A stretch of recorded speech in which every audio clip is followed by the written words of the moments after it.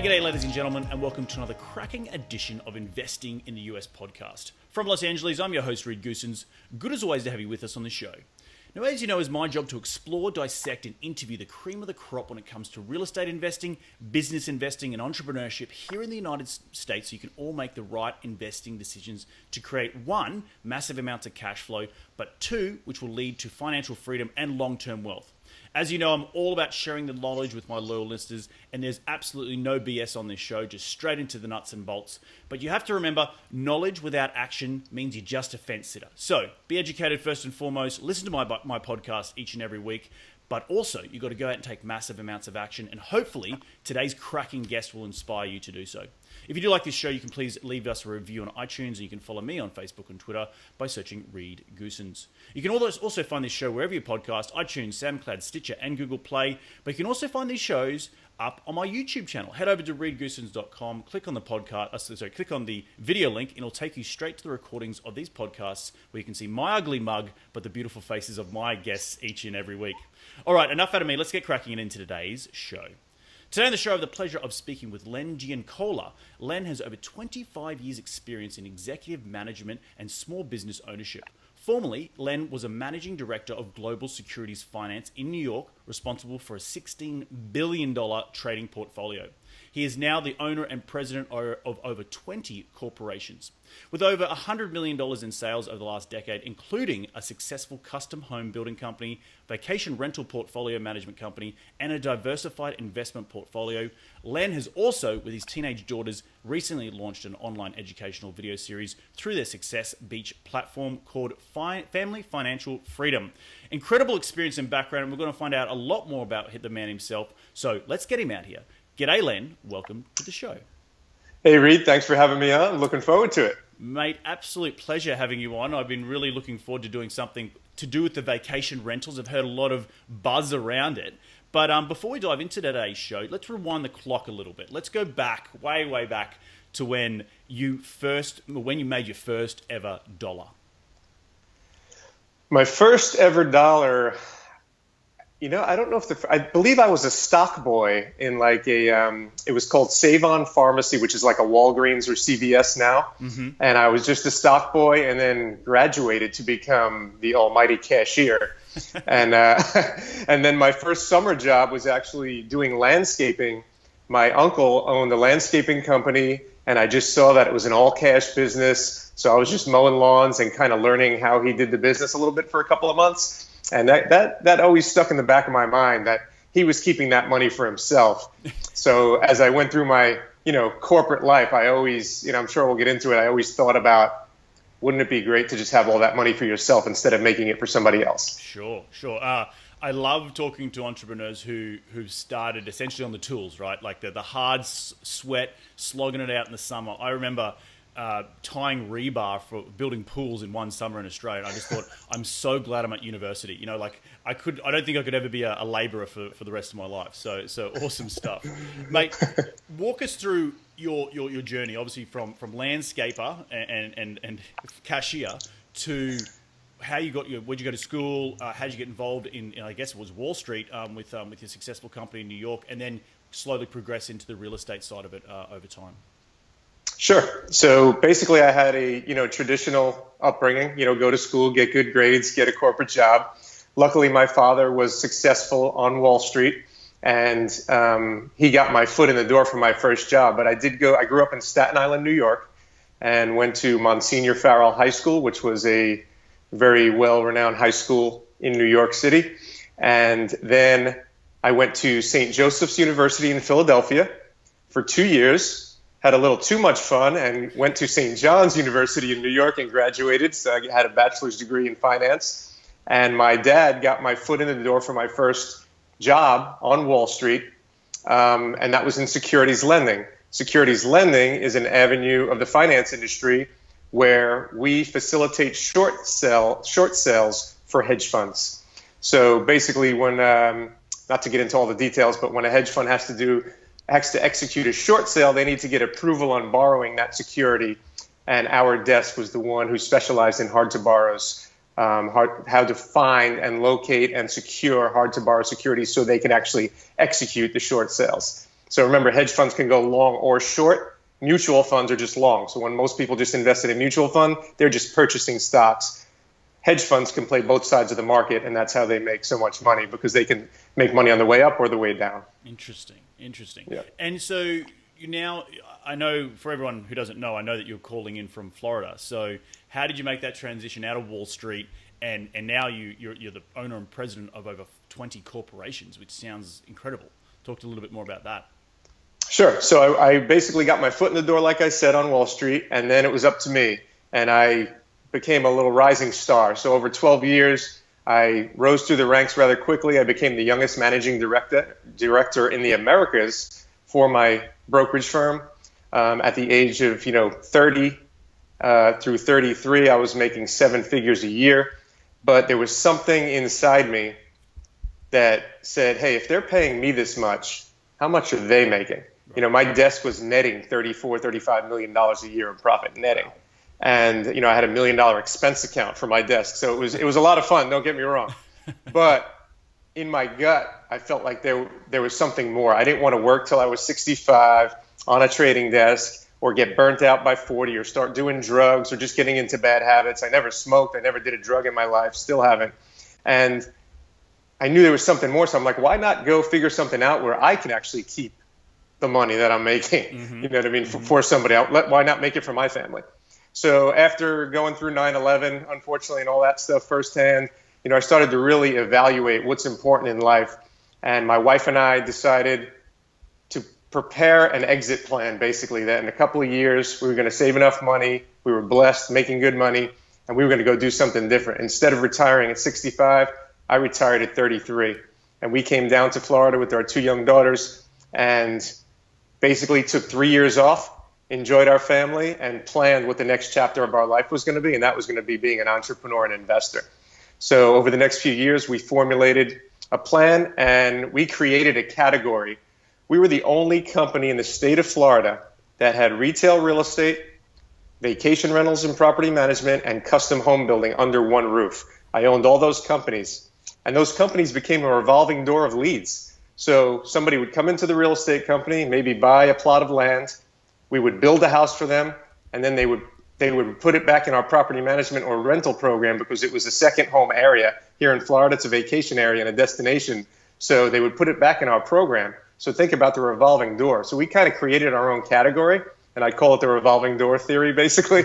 And it became very lucrative for us over the years. I built homes. I built probably about 75 high-end upscale homes on the ocean in Northeast Florida. Over the last several years, I retired from that, or shut it down voluntarily, about 1.5 years ago. Still own the vacation rental company, which is going super strong. We've grown over 30% a year for 7 years. And the retail real estate, I sold that to my partner a few years ago. So they're all still going, just with other operators right now. But I only own the vacation rental company out of those 3 right now. It's an incredible story to rewind back to where you were in Wall Street, to realize that you could be burnt out by the time you're 40, right? A lot of people are just balls to the wall, just hustling, and then they just realize one day that this can't be what we're going to be doing till I'm 65. I'm going to burn out and, just have a mental breakdown. So good on you for recognizing that, and then shifting your mindset to moving down to Florida. Having 3 years off with your family must have been incredible, particularly with young kids.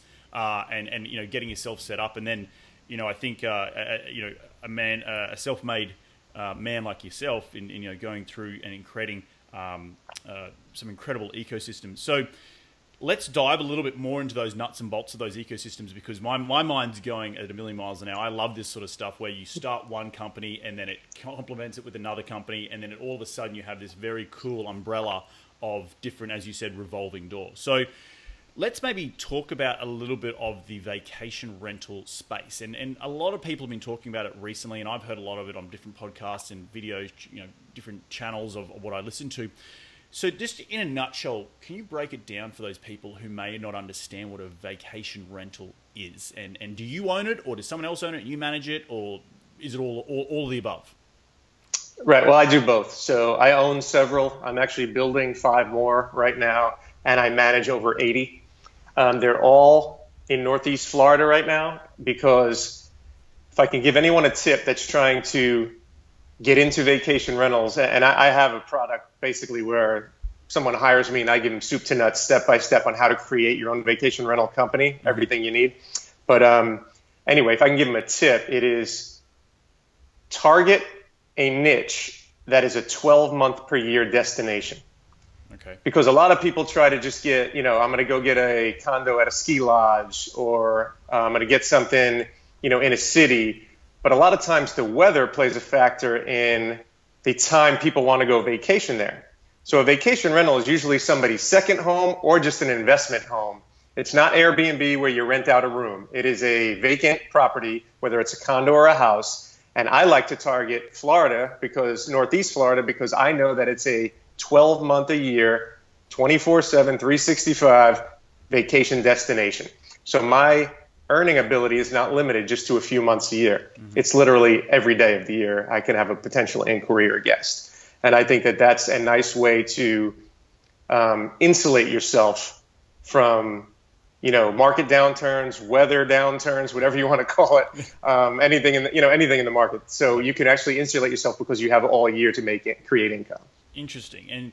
And I take it that I think that's really, really good advice, because the average person thinks of like a timeshare, right? And they think it's at a ski resort and it's, on an island. But I think it's very, very key that you said it's a 12-month a year destination.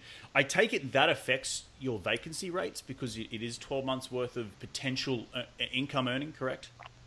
That is correct. And don't get me wrong, there are obviously peak parts of the year and slower parts of the year. Sure. But in Florida, or in Northeast Florida at least, I'll just go through the year real quick. Yep. January through March is basically snowbirds. So we'll get a bunch of people from Canada that'll come down. Mm-hmm. And the funny thing about that is they all drive. It's amazing. Nobody flies. They all drive down and they'll stay for a month, 2 months, 3 months. Also down where we are, we have the Daytona 500 is in February every year. That's a huge week. Then we have spring break in March. And depending on where Easter falls, those 2 weeks of Easter break are always sold out with a waiting list. Between wherever Easter falls and Memorial Day is a little slower, so we'll drop rates and offer some specials to repeat guests or people inquiring. And then from Memorial Day to just about Labor Day, we're pretty much packed. Same thing happens from Labor Day to Thanksgiving, kind of slow. Offer some specials, repeat guest specials, and try and fill what you can there. There's also a bike week in March and October here in Daytona, so those are big weeks in our area. Mm-hmm. And then the holidays, we fill up the holiday weeks, obviously, and then just start the whole routine again. Fantastic. Talk to me a bit about the types of homes you're purchasing and the entry level. You say high end, but is it high end meaning multi-million dollar homes, or do you mean sort of more middle of the market sort of stuff? It's both. So we manage condos that are 300,000 up to $1 million, and we have homes that are probably 500,000 to 2.5 million. They're all located within either direct oceanfront or within a block or two from the beach. I think almost every single property we own is pretty much a 100-yard walk to the beach. 100-yard walk to the beach. Talk to me about the numbers then. When you go and look at a property and you want to find a cracking deal, how do you like to look at it from a people talk about the 1% rule about rental income to purchase price and stuff like that. How do you look at it from a vacation rental owner point of view? Well, I'll give you two answers to that, because what I do really can't be replicated, because remember, I'm building at cost. Sure. I have real estate agents at my disposal, so I'm not paying commission if I buy something that's existing, and I'm managing it at cost, right? Right. So my numbers are going to be skewed compared to Joe Public, who's going to be looking at it, right? So let's talk about it from everyone else's point of view, because that obviously makes more sense to the listeners. So basically what I would do is I don't go by, it's really each person, all these stats and the 1% rule and all that stuff, I don't go by any of that. I go by what is important to me. So for a vacation rental, yes, obviously I want a return on investment. Is the property going to cash flow in any market condition? So what I do is I look at it, and in 2008, 2009, 2010, if the market conditions go back to that, is this property still going to cash flow at the price point I got in when I acquired it? Is that still going to make sense? So I don't buy anything at retail unless I know it's going to cash flow at those levels if that market downturn happens again. Number two, I place a huge value in the intangible of using the property. So that's why I like high end. I don't like doing low end fix and flips. It's not my style. It doesn't get me going. High end vacation rentals, my family can use it. I can use it. My extended family and friends can use it. And to me, that's valuable. That intangible means something to me. It's not a dollar per se, but it's a value of creating memories and experiences for my family that I place a high value on. Interesting. Now that's a great two market comparison. So you essentially want to say that the property should still be able to cash flow even if you went to 2008, 2009 conditions. So let's go back into a hypothetical then. If you're at 2008, 2009, I would take it. I would assume that the vacancy was a lot higher because people weren't vacationing. Is that correct? No. Oh, wow. No, that's a huge misconception, and I'll tell you why. So we live close to Orlando as well. Right. During 2008, during the downturn, Disney World was still packed. Right. Our vacation rentals did not drop at all. Maybe we had to lower the rates a little bit, but the occupancy didn't change at all because even during the market downturn, how do people want to make themselves feel good about themselves? They go on vacation. Right? Interesting. They still, everyone in corporate America or corporate jobs still looks forward to those 2 or 3 weeks of vacation a year. No matter what's happening in the market, they are still going on vacation. They want to make their kids happy. They don't want their kids to know that mommy and daddy might be struggling and the world is struggling. Let's make them happy and take them to see Mickey Mouse or take them to a beach, whatever it is.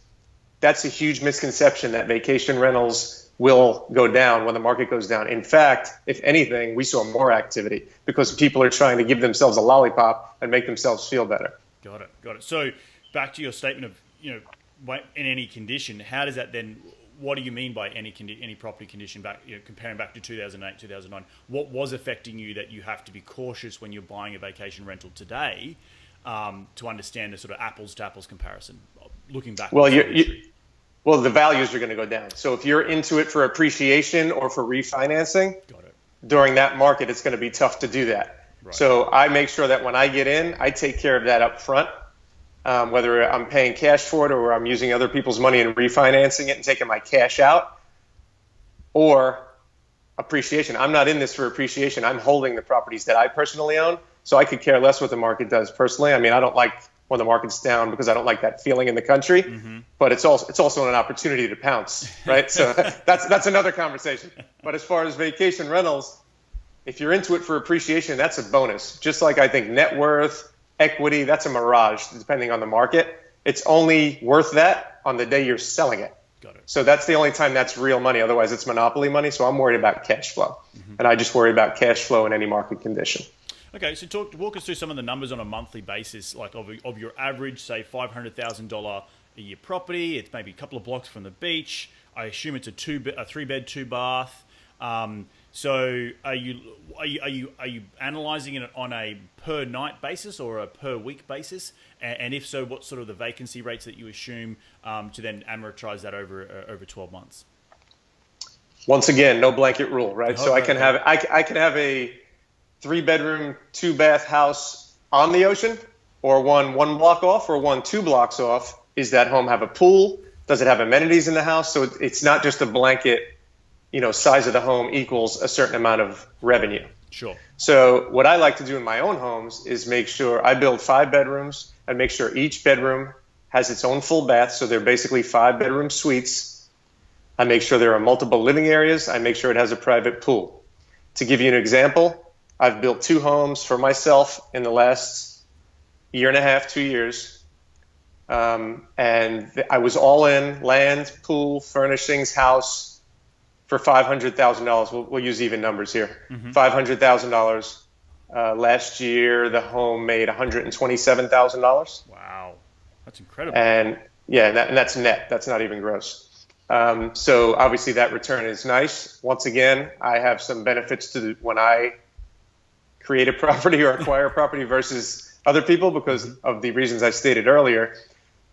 There are some homes that are on the back row that don't have a pool, only have 3 bedrooms with 2 baths, so people have to share those homes, and they're only going to make $40,000 or $50,000 a year because they're not as desirable, right? So I make sure in my home I put an arcade room, I have games, foosball. We make it like a little mini resort, a private resort for the people, for our guests. And don't forget, if you have an oceanfront home, now your premiums get jacked up even more. So where my home is second row, I can rent it for 5,000 to 7,000 a week. Oceanfront, that same exact home, if it's oceanfront, is going to rent for 7,000 to 10,000 a week. Wow. So location is important, amenities are important, and comfort and ease of a larger party in a home. Having privacy is very important. If people are sharing baths, it's not very comfortable, especially if you're with extended family. You want some privacy. So these are little things that are very important to when you're designing a vacation rental home or acquiring one. There's some great numbers there. 5,000 to 7,000 a week, which is massive. On maybe sounds like a second tier home, which doesn't have all the bells and whistles. And then something more 7,000 to 10,000 on a beachfront with all the bells and whistles. Is that sort of rough numbers, right? Yeah, that's correct. And then like the 3.2 that in our community is like a few blocks from the ocean, that's only going to get about 2,500 a week because it's not as desirable, and they might have to walk a little further, and the amenities in the home aren't there. Mm-hmm. So it really depends. Is that 3.2? Would that be what an existing 1980s construction or 1990s construction? No, the community that we are talking about is Cinnamon Beach, and the name of our company is cinnamonbeachvacations.com if anyone wants to go look at the type of properties we have, and you'll see the difference in the rates and the difference in the amenities and type of homes. Mm-hmm. These are all new homes. The community is only 12 years old. Got it. So there's a selection of condos right on the beach, and then there's 111 home sites in the community as well. It has private amenities, so it's a unique area. Mm-hmm. I understand people can't really replicate this across the country, right? But if you do your homework and hunt a little bit, you might be able to find something similar, and that's where you can really maximize your revenue. Nice. And so, I take it you didn't create that community, but you purchased into it, correct? That's correct. One of my partners was on the Centex Destination Properties, actually developed it, and he was the head salesperson for it. And now we're business partners in a lot of different ventures. So we kind of have an inside track. We know all the owners. We know, how everything was set up from day one, and we take advantage of that. Sure. Just quickly, on a 500,000, going into more of your, my background's in structural engineering. I always go to that ground up construction, those numbers. I love when you can become efficient with your ecosystems of your businesses. So let's talk a little bit more about that. You just mentioned before that you're all in. It sounded like for $500,000 on construction on a new property. How many square foot? How big is the property square footage wise? 3,400 under air, about 4,000 under roof. So okay, 147. That's a very good price per square foot, right? And that's for high end, right? Yes, and remember, I'm doing it at a little more advantageous price point than the public. So if the public came in, that same house is going to cost them $700,000 probably. Right. But no, hey, look, man, you create those systems around your business to make you profitable, right? So very, very, very well done. So you talked a little bit about the amenities of the area and the vacancy. How often would say a $7,000 a month property be occupied in any given year? Is 80%? Is it more like a hotel where? What's the sort of average? Well, we try to keep weekly rentals. Like I said, during the snowbird months, we'll do monthly rentals. Mm-hmm. So we'll get less per week, but it'll be less wear and tear. It's usually an elderly couple that just comes down, and they're just hanging out in one bedroom. So a lot of owners prefer that. They'll prefer to make a few less dollars for less wear and tear. Mm-hmm. So remember, once again, I know you keep asking questions. There's no blanket rules to any of these answers. It really depends on the property and where you are. Mm-hmm. So we average probably 30 to 35 weeks of occupancy, and that includes mixing up 3 and 4 day stays with weekly stays. So it's different every year. It depends when Easter falls. If Easter falls with the normal spring break in March, then it's like a super spring break, so they're all combined. If Easter's in April, you get another couple of extra weeks where that's usually a slow time. So each year is different, but I would say on the low end, 25 to 30 weeks. On the high end, 35, maybe high 30s weeks, actual full weeks. Full weeks of the year. Okay, so that's interesting. Yep. So you're floating around that 60 to 70% range if you just do 52 weeks. That's in line with what a hotel would underwrite for in terms of a occupancy over a period of the year. So very, very interesting. Talk to me about how could you, or have you seen any other markets that you like besides the northeast of Florida that you would want to replicate this sort of similar sort of model across the country? So far, the answer's been no, and I wouldn't say I put a lot of effort into looking around the country to do this. I live here. I like staying in my niche, and I'm going to run the play till somebody stops it. We've done so well that I'm just going to hit the gas pedal here. Like I said, I've just acquired 5 more properties, and we're building over the next year from oceanfront through second row. So I am running that play. Nobody stopped me yet. Okay, nice. And so from an outlook point of view, then once all the it sounds like you're making hay while the sun shines. What's the sort of long-term strategy for a company like this? Is it again to just move more into the property management side, or would you look to try and diversify and maybe try and look at other little markets that could potentially pick up some few deals in? Yeah, well, basically, I also consult right now, so there are a few other property managers that have enlisted my services to kind of help them build their business. I don't really want ownership of it, but I do get a piece of profits for helping them out. I make sure that they are not competing in my market. There'll be obviously a disclosure that they're not allowed to go near my market to enlist my services. But I do like to help other people try and build. So we have a few around the country that are in the infancy stages of trying to build their company. Remember, vacation rentals are not, everyone thinks Airbnb is vacation rentals, right. And it is to an extent, but it's not when people rent out their room. This is actually making a business and, either building or acquiring standalone properties or condominiums for strictly vacation rental. So it's kind of a mix. I think it's still in its infancy as far as popularity. And I think that you'll see over the next few years, a lot more people will jump on board, and it'll also make my company and my properties more attractive. So my exit plan will be, we've had a bunch of offers to buy our company already, and we have not accepted them. I've had a bunch of offers to buy my properties individually, have not accepted them. So I'm kind of just riding the cash flow wave until something more exciting comes along. and from a risk point of view, particularly with some of the recent weather we've been having in Florida and in Puerto Rico, does that ever hamper occupancy and business in any way? Yes, definitely. The last 2 years we had Hurricane Matthew and Hurricane Irma here, and that was very rare. We hadn't had a hurricane in 99 years in Northeast Florida, believe it or not, a direct hit. Wow. So that was a little strange for us. There was some damage in the surrounding areas, but luckily none of my properties were damaged. None of the properties we managed were damaged besides a few roof shingles off or something like that. But there were a lot of damaged homes in the coast. Obviously in Florida, there was a lot of damage. So that is a concern. I think I only lost 1 week of rentals for both myself and our company this year and last year. But yes, it's a concern. I mean, I'm not going to lie. It's definitely a concern, but not a concern where I'm not going to keep hitting the gas pedal. If you're going to live in fear of what may happen, right. Yep. What's the point? If you go get hit by a car tomorrow, right? And if you're going to live like that, there's no point in living. I know you mentioned earlier in the show, what's your number one piece of advice for someone wanting to get involved in vacation rentals, just for everyone who may not have picked it up earlier?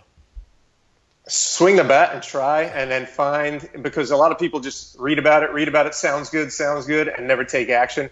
But my number one piece of advice is find a niche where it's a 12-month per year possible revenue stream. This is great stuff. Look, Len, I want to jump into our lightning round. You ready to get into it? I am ready, Reed. Let's do it. Mate, what is the daily habit that you practice to keep on track towards your goals?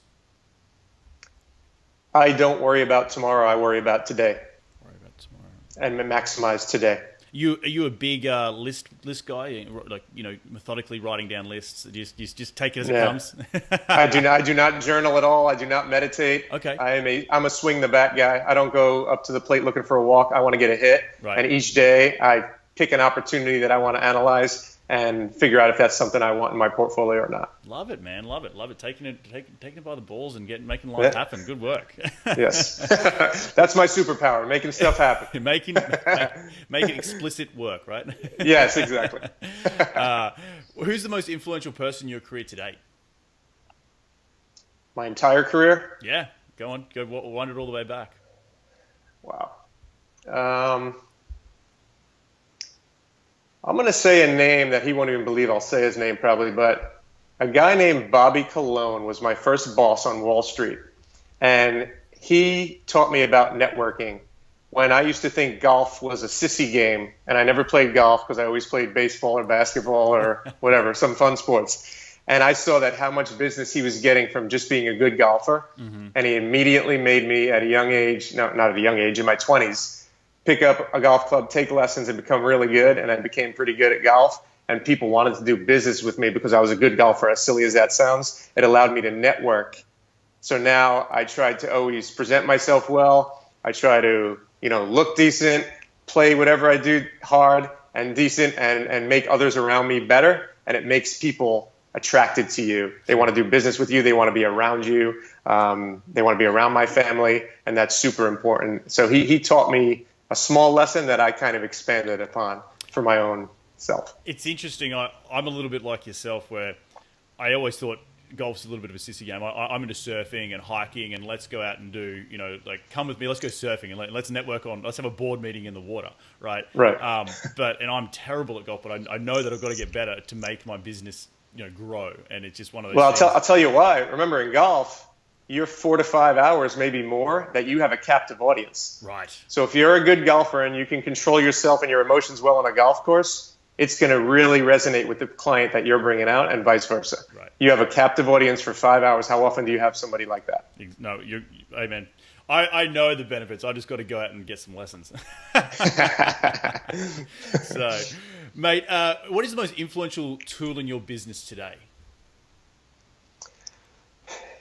Tool? I don't know if there's actually a tool. I'm going to give you an example. So, one of my partners, his name is Pete Cook. Mm-hmm.